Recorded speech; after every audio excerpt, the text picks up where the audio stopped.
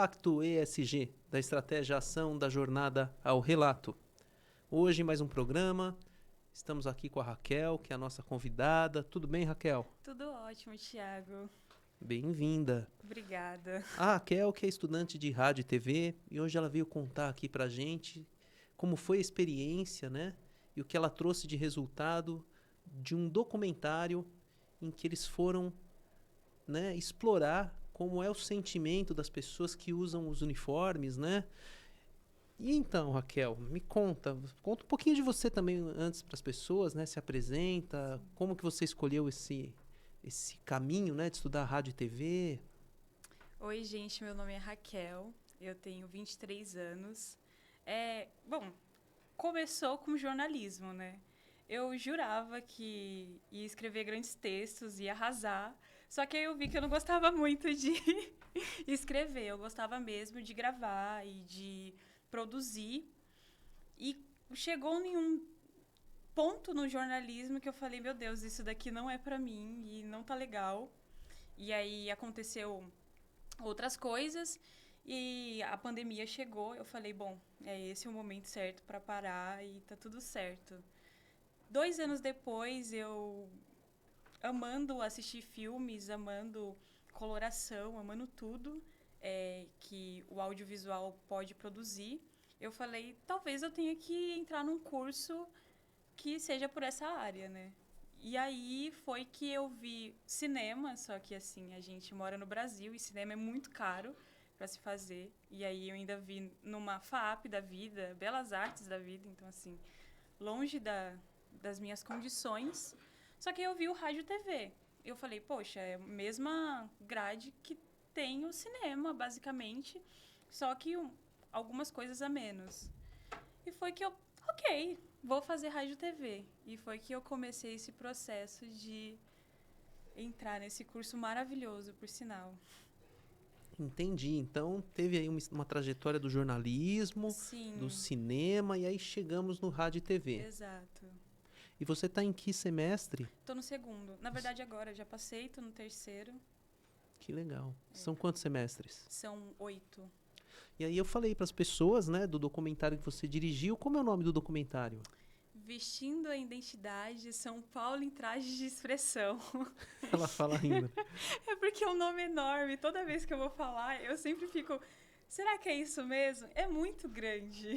É muito grande, você achou? Eu achei. Não, não é que é muito grande, ele é realmente um tema com muito impacto. Mas quando o nosso roteirista passou esse nome, esse tema para o nosso documentário, eu fiquei, meu Deus, não tem como ser menor?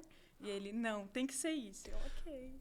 Legal, mas esse documentário ele vem como um trabalho de faculdade. De que Isso. matéria? Na verdade, é um PI, é um projeto integrado da faculdade, onde a matéria de edição de vídeo, teoria da comunicação e qual é a outra? Roteiro. Se juntam e aí você tem que formar um documentário. Eles deram um texto pra gente, um texto de Goffman, que fala a representação do eu. E a gente, através desse texto, tinha que produzir um documentário, pensar em algo crítico para a sociedade, para falar sobre a sociedade atual e fazer um link com aquele texto. E o texto tratava de qual tema? Ele fala um pouco sobre. Um pouco não, ele fala muito sobre como a gente meio que atua na nossa. No nosso, na nossa sociedade atual, entendeu? Na vida, a gente. Como eu posso dizer? Meu professor deu um exemplo que a gente só somos nós mesmos quando a gente está dentro da nossa casa pelado tomando banho, ele disse. Ou então, quando a gente está no nosso maior ato louco, sabe? Tipo, dançar na rua e não se importar com ninguém. E às vezes não, sempre. A gente está sempre atuando para demonstrar alguma coisa. Então, assim, quando você vai falar com seu chefe, você tenta ser um pouco menor ou um pouco mais Você não vai chegar gritando com seu chefe, a não ser que alguma coisa muito estranha tenha acontecido. Mas você não vai chegar gritando com seu chefe, você não vai chegar gritando com seus pais. Então, assim, a todo tempo você tenta ser um filho bom, tenta ser um bom funcionário, tenta ser uma pessoa legal. E a vida, a sociedade, ela traz regras. E o texto fala sobre isso, sobre como a gente recebe regras e a gente atua constantemente através dessas regras. Nós temos uma função social, uma posição social, temos as máscaras sociais, né? Isso. Acho que o tema do texto dialoga com isso. E aí disso, quem teve a ideia? Porque ele pediu, o professor só sugeriu o texto, né? E aí deve ter sido também muito legal porque você queria fazer cinema e está numa matéria que você fez um documentário, que Exato. também, né, correlato ali. E aí, quem teve a ideia? Não, já que o tema é sobre o texto, vamos explorar nessa abordagem que vocês escolheram, né? Fui eu. A gente estava entre 3 temas, né? Que eu também dei. Mas um era voltado... 2 desses eram voltados para moda. E aí, um desses era... Que a gente ficou nesse impasse. Era sobre como a diferença de classes pode afetar na moda. Então, as pessoas que usam, por exemplo, Gucci, ela tem muito dinheiro, ela vai comprar um Gucci pequenininho e não vai querer falar sobre aquilo. E, tipo, você sabe que ela tem dinheiro, ela não precisa demonstrar. Mas quando uma pessoa fica rica, a primeira coisa que ela faz é pegar uma marca e colocar a estampa daquilo dos pés à cabeça. E você vê aquelas pessoas que compram desde o boné até o óculos e tudo estampado. E aí eu queria falar sobre isso, entendeu? A diferença de classes, como ela afeta na moda. Só que aí a gente não tinha um público-alvo para isso. E aí eu parei e pensei, e eu estava no dia de uniforme, olhei para mim e falei assim, opa, aqui eu vejo um bom tema. Porque eu, particularmente, não me sinto confortável com o meu uniforme. Quando eu visto, parece que aquilo tira as minhas características, tira quem eu sou na sociedade. Então, assim, quando eu visto minha roupa, eu quero ser eu quero mostrar quem eu sou. Desde a corrente que eu visto até a meia que eu visto, porque eu tenho algumas meias descontraídas. Por exemplo, hoje eu tô com a do Shrek. Depois você mostra. Então, eu quero mostrar um pouco da minha personalidade. E quando se impõe um uniforme em uma pessoa, para mim, tira-se essa característica dela. Tira quem ela é e ela se torna empresa. Só que aí a gente teve um contraponto. E eu tive esse contraponto fazendo o documentário. Porque eu sentei com a filósofa e comecei a conversar com ela. Ela falou assim, mas não é de todo ruim, Raquel. Eu falei, mas como não? Me atinge. Eu fico chateada com isso. Ela, mas vamos parar para pensar um pouco sobre como as pessoas às vezes se sentem pertencentes quando elas vestem um uniforme. Tudo bem que a maioria das vezes elas realmente têm aquilo de se sentir uma bolha, uma caixa, mas a gente joga essas crianças em uma escola e onde o filho do diretor, o filho do político e o filho do gari vestem a mesma roupa, o mesmo sapato, a mesma meia, isso está mostrando para eles que, por um curto tempo, eles podem ser iguais. E isso, na mente deles, é muita coisa. E eu falei, caramba, realmente. Aí eu fui, parei, sentei com a minha equipe e falei assim, gente, a gente tem que mostrar os dois lados. Por mais que a gente não goste de usar uniforme, mas a gente tem que mostrar que existe dois lados na história. E foi aí que eu conversei com alguns bombeiros, alguns policiais. Infelizmente, os policiais que eu tinha conversado não conseguiram entrar no documentário, porque é um curto tempo. Mas gravamos com policiais, com bombeiros, com o pessoal da CET. E a gente teve essa outra visão, esse outro olhar, né? de como é usar uniforme. E eles têm muito orgulho do que eles vestem. E eu falei, caramba, tem duas visões nisso. Tem. Mas aí, assim, primeiro eu quero saber, né? Nasce a vontade de fazer o documentário por algo que te incomodava, né? Então Sim. já nasce ali um incômodo. E aí depois de todo esse trabalho de documentário, mudou sua opinião pessoal, o seu sentimento com seu uniforme ou não? Não, nem um pouco. Na verdade, só piorou. O que é roubar a sua identidade? É porque, assim, nós temos nossa personalidade, carisma, é, nossa forma de agir, mas a roupa, pra mim, a moda, pra mim, é muito importante. A moda é uma forma que eu gosto e me mostro pro mundo. Então, quando tiram esse poder de mim, é como se estivesse tirando um pedaço de mim. Para muitas pessoas é tranquilo, porque não se importam tanto com isso. Mas para mim é um ponto muito grande e um fator muito. é, Sou eu, entendeu? Porque quando eu visto um colete do meu bisavô, eu quero dizer, aqui não é só uma roupa, é uma memória afetiva além disso, entendeu? Quando eu vou comprar uma roupa, não é só uma compra de uma roupa para mim.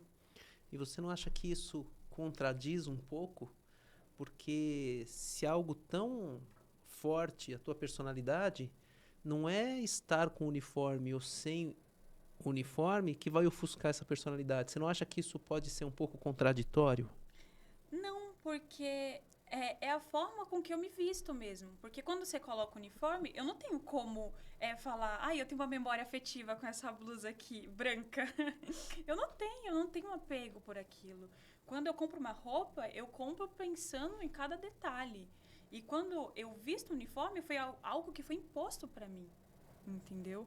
É muito diferente, porque quando é a mesma coisa, eu sinto como se eu tivesse 5 anos e aí eu queria comprar aquela calça de arco-íris e minha mãe fala, não, você vai comprar essa calça verde porque combina com mais coisas e aí eu não tenho o meu poder de escolha. E tanto que o começo do meu documentário é com uma das moças que a gente entrevistou falando como ela se sente usando.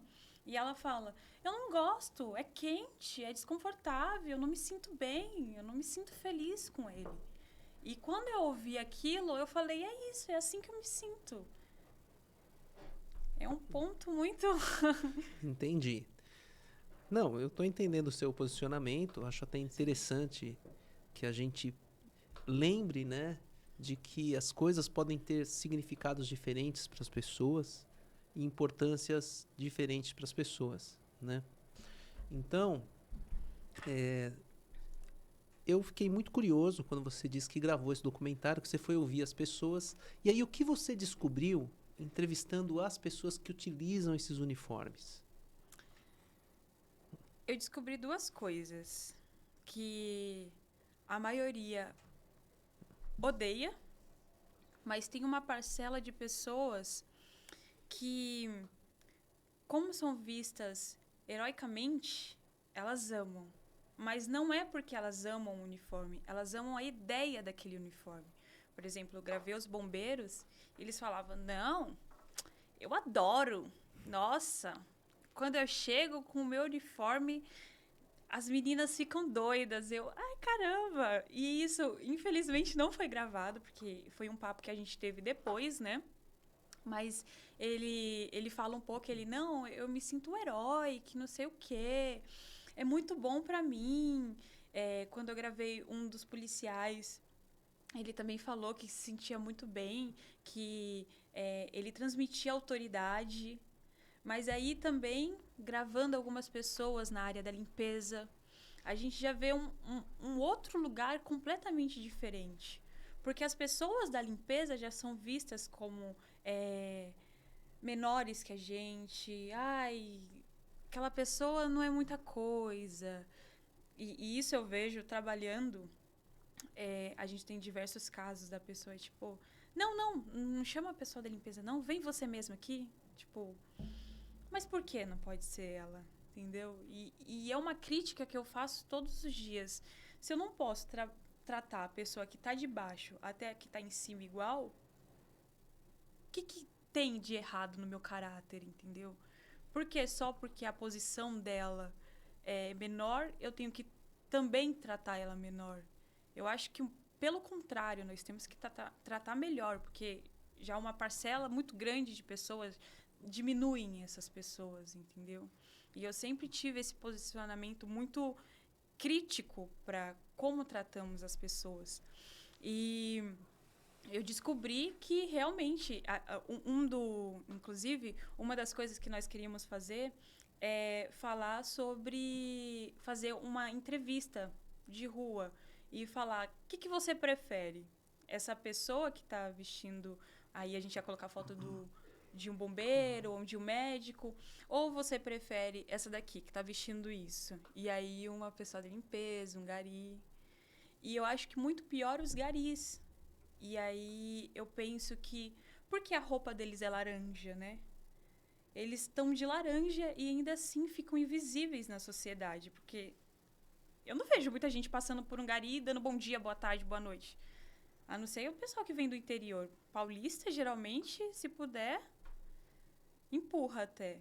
E aí a cor também reflete a forma com que eles são tão invisibilizados na sociedade que é necessário uma cocheguei com 2 faixas que refletem para mostrar que aquelas pessoas estão ali.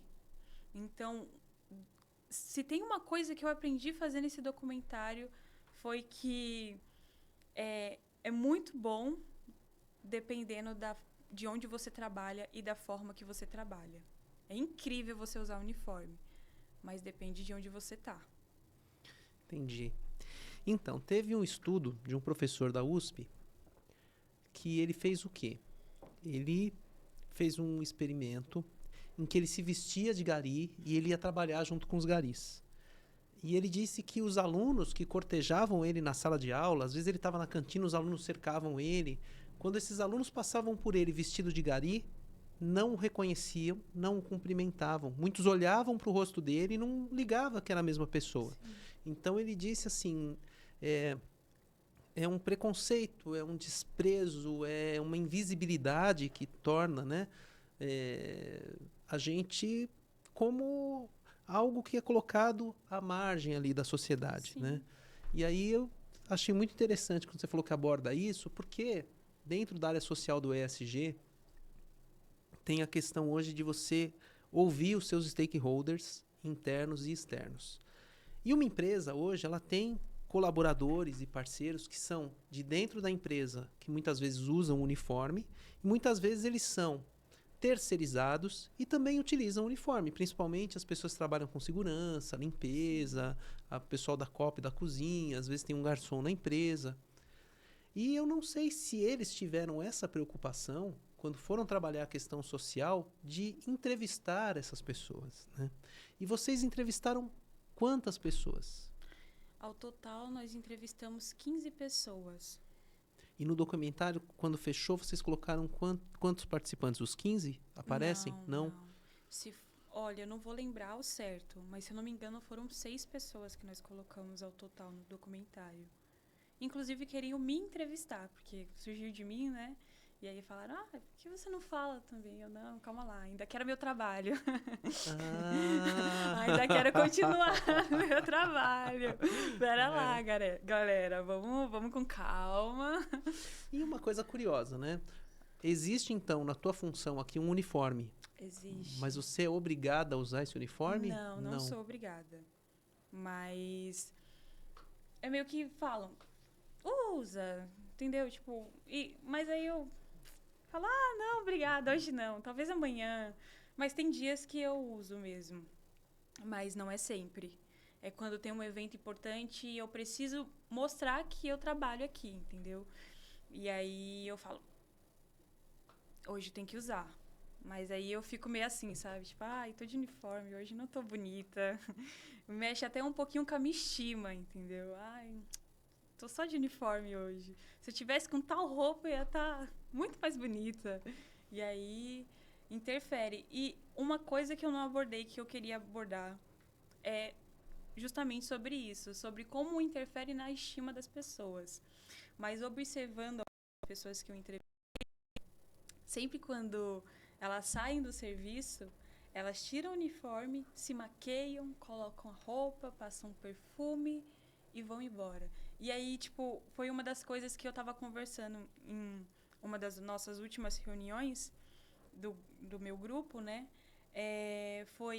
Gente, eu achei tão interessante que elas... É como se o sair do trabalho é como se fosse a volta da estima delas e deles, sabe? Então, tipo, vou passar o perfume, agora eu sou uma nova pessoa. Daqui pra lá, eu me torno outra pessoa. Então, sem problema. Então, eu achei interessante isso. E foi uma das coisas que a gente não colocou no documentário, mas que até hoje a gente conversa sobre. E você entrevistou, então, bombeiros. Quais foram as outras profissões que você entrevistou que utilizam uniforme? Nós entrevistamos bombeiros, faxineiras, faxineiras, policiais,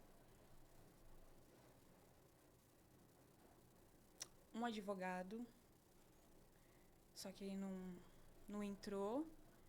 E vocês consideraram que o terno e gravata é o uniforme dele? Ai, sim, consideramos. Porque, inclusive, a gente considerou por causa... Ai, gente, vai ser bem chulo. Mas foi por causa do Esquadrão da Moda. Porque a gente estava até falando sobre isso e a gente... Vamos pegar um garimpo de coisas sobre esse tema. E teve um episódio de Esquadrão da Moda, que é uma advogada. E aí ela vestiu a roupa que ela vestia sempre para fazer captação de clientes. E um outro é uma outra moça super maquiada, arrumada e de terninho, super diva. E aí eles falam, quem você faria consultoria de advocacia aqui? E aí o pessoal só ia na moça que estava arrumada. E eu falei, gente, é interessante falar sobre isso. Sabe o nome disso? Não, isso tem o nome de efeito halo. Desculpa. Efeito halo com H. H-A-L-O. Inclusive, eu estou lendo um livro que fala muito sobre essa questão da psicologia, de como as pessoas são influenciadas pelo pensamento automático, pelo pensamento lento, né, que é o pensamento mais elaborado. Sim. E eles abordam muito isso. A aparência conta muito, né? Quando você olha para a pessoa, você tem essa impressão. Mas eu ainda quero entrar mais a fundo nessa questão do documentário, do que você descobriu, mas eu quero voltar um pouco antes, porque o documentário nasce, né, da diretora fazendo um desabafo de algo que a incomoda, né? Então eu queria explorar na história dessa diretora, né? A Raquel, diretora do documentário, tem um outro emprego em que tem um uniforme e ela, quando pode, não usa esse uniforme, trouxe do incômodo dela. E aí eu pergunto, tem um histórico da Raquel antes desse emprego, antes dessa faculdade? E na escola é muito comum, né? E escola de todos os níveis. Você tem a escola lá da periferia, pública, você tem uma escola particular mais barata, você tem uma escola particular muito cara e todas usam o uniforme, né? Na escola isso te incomodava? Na escola também me incomodava. E tanto que às vezes eu queria ir com uma roupa normal e minha mãe falava, não, veste o uniforme, menina, porque era obrigatório. Lá realmente era obrigatório. Acho que eu estava no primeiro, segundo e terceiro ano. E aí eu tinha que usar uniforme. Não, pera. Quinta, sexta e sétima série, isso. Que primeiro e segundo é ensino médio, isso. E aí eu tinha que usar uniforme. E eu ficava, não, mas eu não gosto, mas eu não quero. E ela, não, tem que usar, é obrigatório.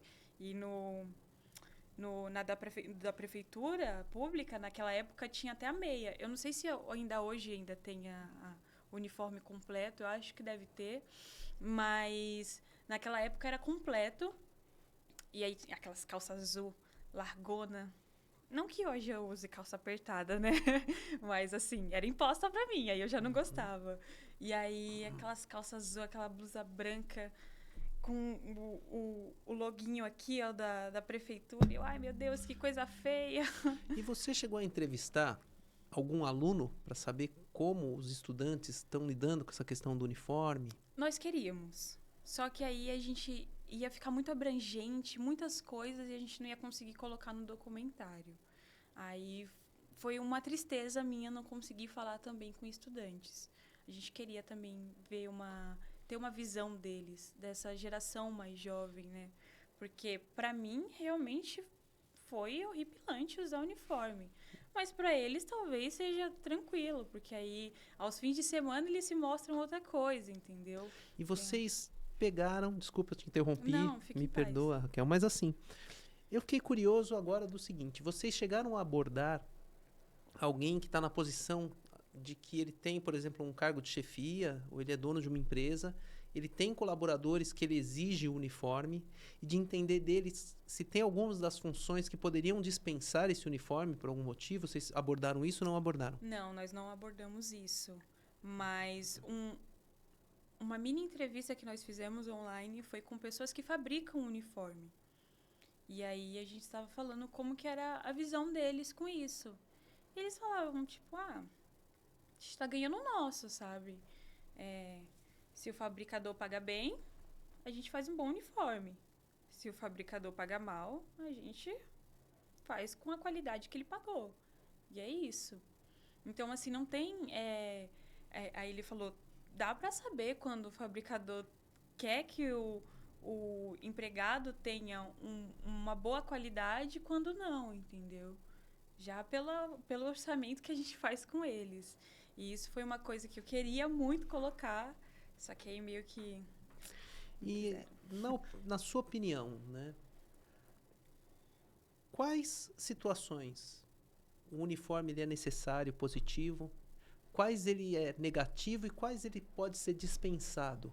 Ou seja, tem uma função que a pessoa está de uniforme, mas aquele uniforme ali não faz diferença, por exemplo. Sim. Olha, eu penso que o uniforme, em nenhum momento, ele é tão ruim assim. Eu não acho que... Ele é um monstro para mim. Mas para outras pessoas, ele vem como um anjo. Então, assim, eu não posso falar... é horrível, nunca usem, faça uma rebelião agora. Cartazes na empresa de vocês. Não posso falar isso. Mas, na minha opinião, ele é muito importante em situações, por exemplo, segurança. Como você vai saber que aquela pessoa tá te protegendo se ela tiver com a roupa normal dela, com o uniforme do Corinthians? Não tem como. Você precisa impor. Então, quando são situações que você tem que impor alguma coisa, é necessário um uniforme. Como você vai saber pedir ajuda em uma loja de utensílios aleatórios se a pessoa não tiver uniformizada? Por exemplo, muitas pessoas chegam na loja e não tem aquela uniformização, e aí você não consegue, aí fica perguntando para pessoas aleatórias na loja, ai, você trabalha aqui? Já aconteceu com você? Você trabalha aqui? Ah, não trabalho não. Ah, beleza. Você trabalha aqui? E a pessoa sai andando pela loja perguntando para um monte de gente aleatória, porque não sabe. Então, nesses momentos, é muito importante que tenha. Principalmente em lojas grandes. Mercados. Agora, em situações, por exemplo... Eu não vou saber citar uma agora no momento, mas em situações que a pessoa só vai para um escritório, por exemplo, e tem uma uniformização. Para quê, sabe? Meu irmão trabalhou ia trabalhar, na verdade, em um escritório que tinha que ir de social. Meu irmão é advogado e ele tinha que ir de social. E aí ele ficou tipo, putz, meio chato, né? Ir de social. Não é muito da minha vibe, mas beleza. Mas ele meio que ia aceitar porque, bom, é um emprego, né? E aí acabou que quando ele chegou na empresa era um pouco diferente. Mas nessas situações não precisava, porque ele só ia mexer com casos lá dentro, ele não ia para nenhuma audiência. E aí, para mim, nesse momento não precisa ser tão social e... Ai, vamos usar uma blusa de linho. Nesse momento não é necessário. Na minha opinião, né? E no trabalho, vocês tinham na equipe quantas pessoas? Éramos em 5. Somos, Cinco. na verdade. Em 5. São 5 pessoas. E quais são as tarefas que cada um desempenhou? Eu fiquei com direção. Temos o Jack, que ficou no roteiro. O Kaique, que ficou na edição. A Duda, que ficou na direção de fotografia.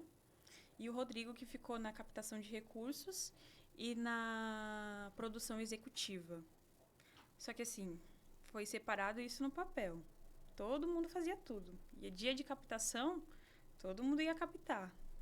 Dia de gravação, todo mundo vinha gravar. Então, assim, era muito engraçado que teve um dia que ninguém aguentava mais. Eu, gente, vamos cancelar essa agenda de sábado? Porque, assim, vamos ter um descanso? E aí todo mundo, ai, graças a Deus, Raquel, porque como eu que dava voz sinal. Aí eu falei, não vamos essa semana, não. Mas foi bem, assim, foram 3 meses bem corridos, porque como a gente só tinha um fim de semana para fazer tudo, as gravações, as captações, e a gente tinha 1 milhão de ideias, e eu sou uma pessoa muito muito criativa, e aí ia vindo mais coisas, e tadinhos, eles, ai meu Deus, não aguento mais. Teve um dia que a gente saiu 7 horas da manhã para ir na 25 de março gravar pessoas andando. Então, assim, eram coisas muito puxadas, mas eles nunca, em nenhum momento, me deixaram. E foi o que eu mais gostei nesse processo do documentário, foi de ter uma equipe que apoiava bastante, entendeu? Em todo momento. Entendi. Muito legal. E ele se enquadra em 2 categorias? Poderíamos dizer que ele é documentário, ele seria um curta também ou não? Não, é um curta documentário, sim. E para ser um curta, ele tem quanto tempo, mais ou menos, você sabe? O mínimo e o máximo de um curta? Não vou saber te dizer. Mas tem um tempo, né? Tem, mas o curta que... Bom, semestre que vem nós vamos fazer um curta, né? E o tempo que foi estipulado para o curta do ano que vem é 8 minutos. De 8 a 15 também. E o vídeo de vocês está com quanto tempo? 11 minutos. E onde que as pessoas conseguem assistir? Ele está disponível? No YouTube, no YouTube da minha faculdade, FMU TV, e o nome é Vestindo a Identidade, São Paulo em Traje de Expressão. Vão lá, dá views, dá likes.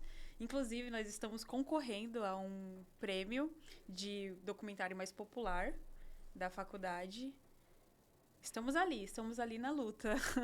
É uma experiência muito legal, né, que vocês tiveram. Ai, foi muito gostosa, realmente, porque o crescimento na primeira semana foi muito orgânico e foi legal porque foi bastante de família e amigos apoiando, e tanto que os comentários lá são bem incentivadores, e tanto fora dos comentários do YouTube, eu também recebi bastante feedback. E aí, de vô, de vó, de tio, meu tio falando que chorou, que se emocionou muito. E foi muito interessante para mim, de amigos mesmo falando, Raquel, eu uso uniforme na minha empresa e eu me senti acolhido e ao mesmo tempo eu me senti triste, porque é exatamente assim que eu me sinto. E eu fiquei, poxa, eu sinto muito e obrigada. É basicamente isso. Legal. Tem também, não sei se vocês chegaram a abordar isso, mas tem uma utilidade do uniforme, por exemplo, pessoas que trabalham na manutenção da energia elétrica, né, da rede de eletricidade de uma cidade. E esses uniformes, na verdade, eles têm que ter um material apropriado que também servem para a segurança. Exato. São equipamento de EPIs, né? E você tem algumas pessoas que usam uniformes, por exemplo, se você entrar num centro cirúrgico, aquela vestimenta seria um uniforme também, né? E isso vocês não abordaram. Não, isso como eu disse, era um tempo curtíssimo, a gente tinha muitas coisas, só que aí a gente nichou bastante, até porque a gente queria que fosse um documentário mais reflexivo, e aí quando você abrange bastante, não tem como, né? Que aí a pessoa fica, gosto, não gosto, gosto, não gosto. E aí teria que ser um documentário bem grande, de 1 hora, para falar sobre todas as profissões, basicamente, né? Sim, as que estão em mais alto padrão. Tem um documentário sobre babás, eu esqueci o nome dele agora, mas que ele fala um pouco sobre isso, sobre essa padronização, né, das pessoas. E também tem outro que é Pro Dia Nascer Feliz, que foi, sim, acho que 40% da estética dele foi que eu coloquei no meu documentário. E ele fala a diferença das... É uma coisa completamente diferente do nosso tema, mas ele fala sobre a diferença das pessoas na escola. Pessoas de escola privada e pessoas de escolas públicas. E aí eles pegaram pessoas do Nordeste e pessoas de São Paulo e do Rio de Janeiro e começaram a mostrar esse contraponto. E aí era uma das coisas que nós queríamos, também mostrar esse contraponto. Tanto que a gente também queria gravar engenheiros, gravar... Ai, como que é aquela profissão que... Eu acho que eles também são da elétrica, mas do trem, sabe? Que mexe para cuidar de trem. E aí a gente também queria gravar essa galera, só que infelizmente não deu, porque não tínhamos tempo. Legal. E, por exemplo, né? Eu quero também depois saber se teve alguma história, assim, que você achou muito interessante, né, que seja uma história que, poxa, seria importante as pessoas, a sociedade ouvir isso, as empresas ouvirem isso, mas o uniforme está presente também dentro de um presídio. Os presos também usam uniforme, né? Então, o uniforme ele tem uma questão de categorizar, de separar, o nome já diz, né? Uniformizar, né? Sim. Trazer todo mundo para um mesmo contexto ou diferenciar algumas pessoas. E teve uma história que marcou, que você ouviu nesse processo? Olha, no final do documentário a gente tem a história com o Eliton, né? Que é um segurança. E pra mim, tanto que eu até cortei a gravação, porque foi bem pesado pra mim ouvir ele dizer aquilo. Ele falando, ai... Ele se emocionou, falou, ai, eu me sinto até mal de falar sobre isso. Porque ele se sentiu mal por uma situação que aconteceu de uma moça que diminuiu ele, porque ele era só um segurança. Mas, bom, eu trabalho com alguns seguranças, certo? E fora das câmeras, eu já vi uma situação dessa. Veio um certo moço onde eu trabalho, e aí ele... Um advogado. E aí ele chegou aqui e falou assim... Quis fazer uma coisa que não podia no espaço, e a gente falou, não. Ou você age da forma correta, ou a gente vai ter que chamar o segurança para você. Ele não quis agir, a gente falou, infelizmente, você vai ter que se retirar do ambiente. E aí ele saiu, tipo, você acha que você é quem para falar comigo? Falando isso como segurança. Você é só um segurança. Fica quieto. Cala sua boca. E, tipo, aquilo ali eu parei e fiquei assim, oh meu Deus, o que tá acontecendo? Como assim só um segurança? Entendeu? Então, essa diminuição por conta do uniforme, para mim, foi... Acho que foi a chave que virou e foi também o que quis que eu falasse, que eu desse voz para essas pessoas que muitas vezes não têm. O que a gente percebe também é que existe também um lado da sociedade que não deixa de ser perverso, que faz uma erotização ou até né, tem um fetiche com a questão dos uniformes. E nós víamos muitos comentários com aeromoças, com bombeiros, tem uma série de situações, né? Isso se manifesta muito na nossa sociedade em épocas como o Carnaval. As pessoas saem fantasiados, né? Com uniformes, às vezes, de certas profissões. Enfermeira é o maior, né? Você entra em uma loja e é o que você vê lá. Agora tem até de Uber. Eu fico, meu Deus. Então, você acha que tem também uma pessoa que, ao contrário da Raquel, que vem e veste o uniforme, ela sente, poxa, perdi minha identidade, isso abala minha autoestima. Tem o contrário também. Com Olha, eu certeza. me encontro, a minha identidade está nesse uniforme Exato. aqui, e aí ela se embeleza, ela fala, não, aqui eu tô muito legal, tô bonito, tô bonita, seria? Com toda certeza. Inclusive, uma das conversas que nós tivemos entre grupo foi meu amigo falando: ai, mas eu amo alguém com uniforme. Quando a pessoa tá sem uniforme, eu não sinto muita coisa. Mas quando a pessoa veste uniforme, inclusive me apaixonei por um cara na Casas Bahia. Ele tava com o uniforme da Casas Bahia dele. E aí eu fiquei super apaixonado. E aí quando ele foi e tirou, eu fiquei, não quero mais não. Eu, ai meu Deus, que isso? Não, calma lá, Casas Bahia, tanta coisa pra se apaixonar, o bombeiro, o policial, que são as mais padrões, sabe? Aí ele, não, queria o da Casas Bahia, da Americana, sabe? Então, assim, sim, tem essa sexualização e é muito forte. Eu penso que nesse ponto é mais com homens, mas também é bastante com mulher, mas bem mais com homem, porque quando a mulher veste uniforme, eu sinto que é aquela forma de desprezo, sabe? A mulher tem que estar maquiada, tem que estar com o cabelo perfeito, tem que estar com a sua roupa mais bem vestida para ser olhada pela sociedade. Mas o homem, quando ele vem e ele alcança esse uniforme, ele se tornou alguém e ele veste isso e aquilo é a capa do Batman, a capa do Superman dele, entendeu?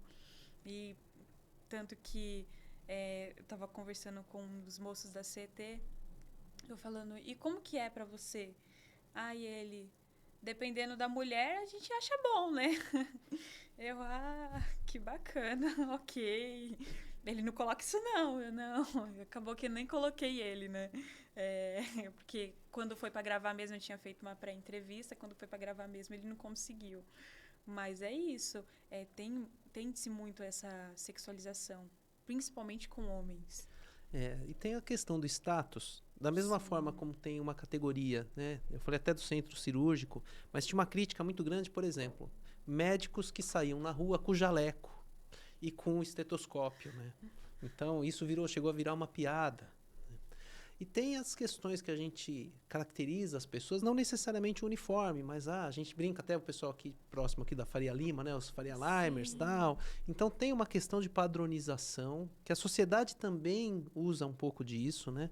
E eu já vi as mais diversas vertentes. Eu já vi gente que se sente tão orgulhoso de usar uniforme, gente que acha que o legal do uniforme é que assim, eu estou trabalhando, pelo menos eu não desgasto minhas roupas. Eu já ouvi várias versões, várias opiniões.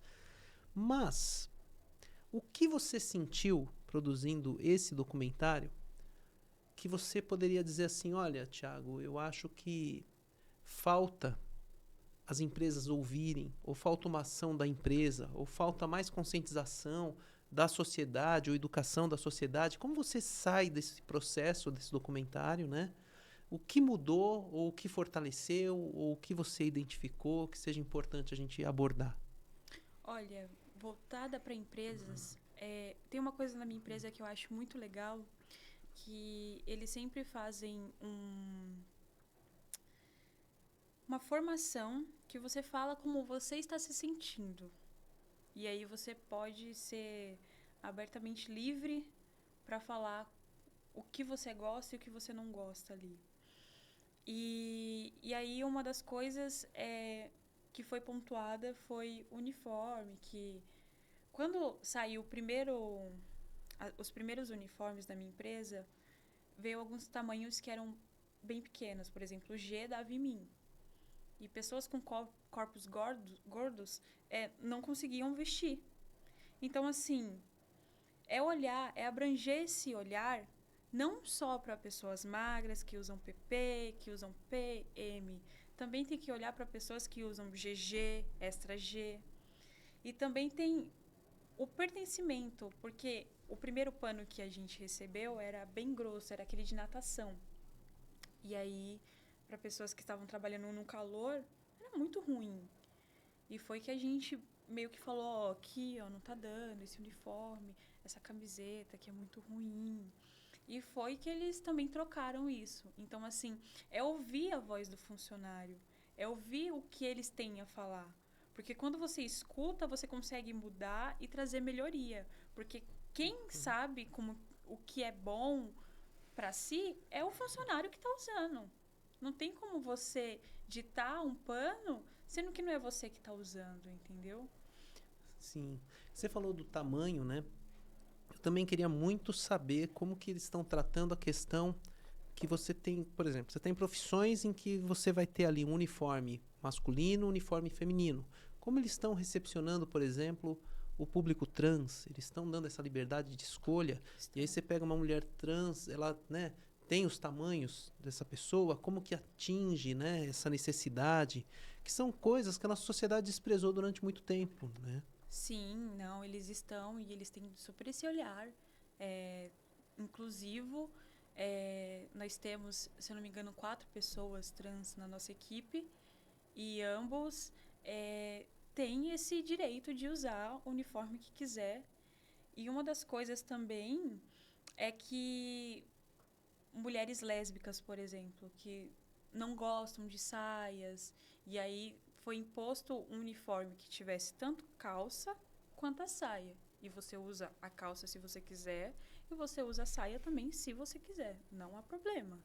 Entendeu? Então foi esse jogo pra, pra você poder usar e ter a liberdade. Entendeu?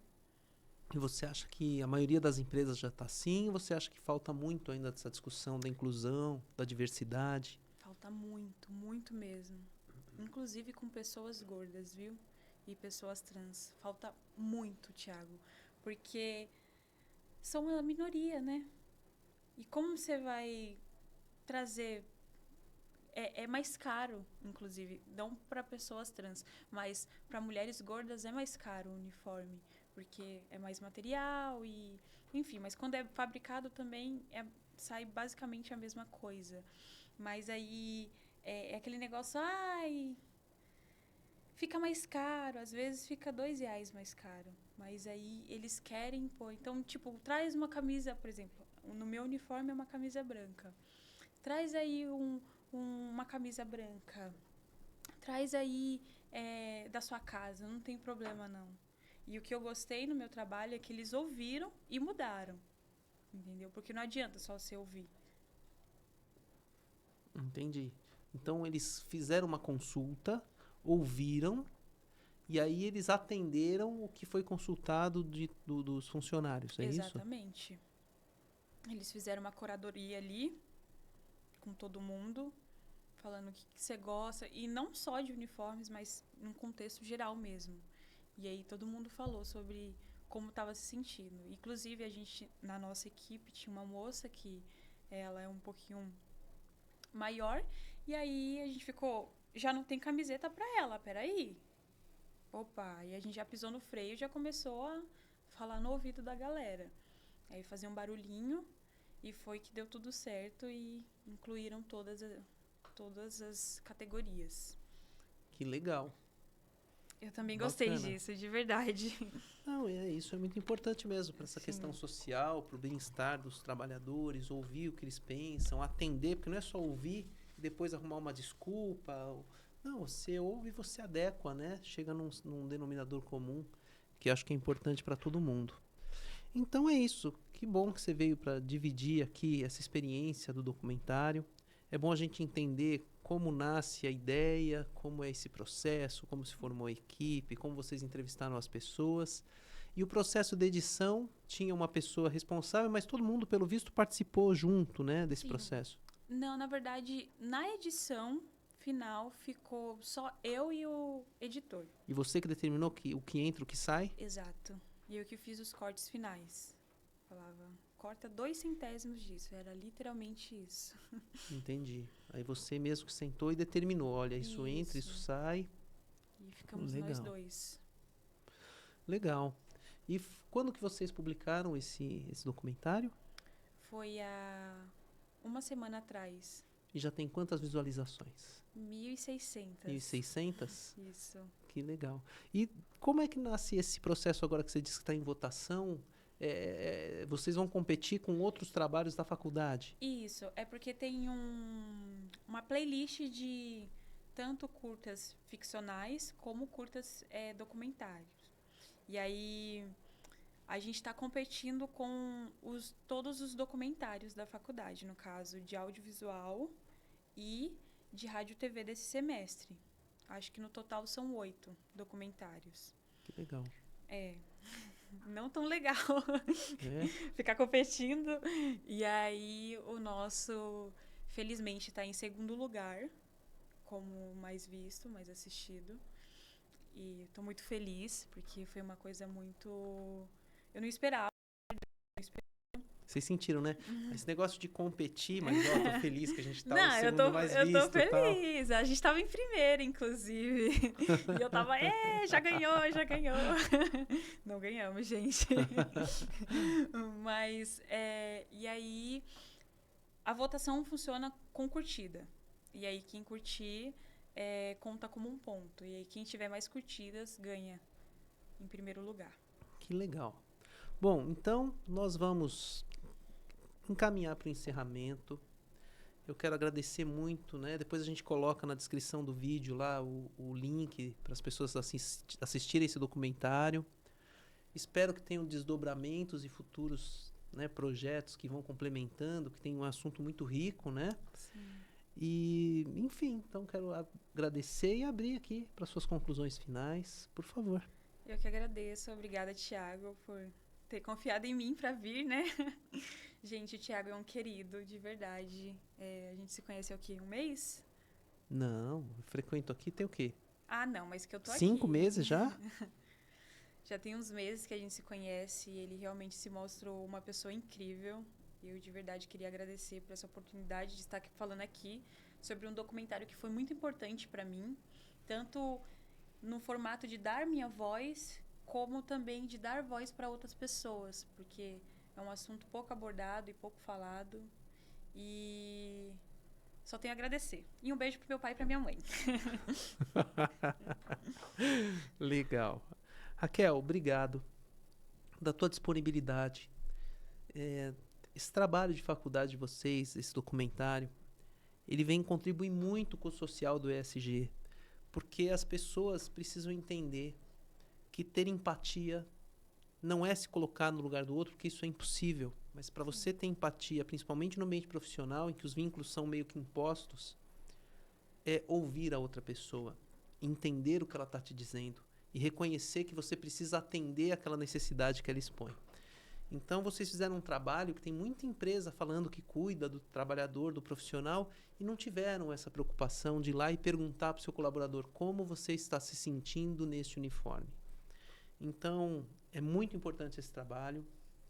Contribuiu muito aqui, né, para o nosso impacto ESG, que o ESG de impacto precisa de medidas como essa, de você ouvir o seu stakeholder. Então, muito obrigado. Né? Eu já assisti o documentário, eu já curti, eu não sei se dá tempo ainda, eu acho que eu coloco o episódio no ar amanhã, mas mesmo que já passou a competição, gente, vale a pena assistir, vale a pena curtir, tá muito legal. Sim. E é isso, então, caminhando para o encerramento, obrigado, Raquel, obrigado, Daniel. Eu quero agradecer aqui a todo o pessoal do ADSampa. Eu sempre agradeço a forma como nós somos recebidos aqui desde, né, do momento em que chegamos lá embaixo. Agradecer ao pessoal do TEIA, Prefeitura de São Paulo e a todos vocês que nos acompanham. Então, é o último programa gravado em 2024. A gente pretende retomar em 2025. Raquel fecha o programa com a gente aqui e é uma das participações que foram assim muito importantes. E nós vamos retornar em 2025 com uma continuidade, talvez roupagens novas. Então eu agradeço muito a todos vocês e até o próximo Impacto ESG. Tchau, tchau.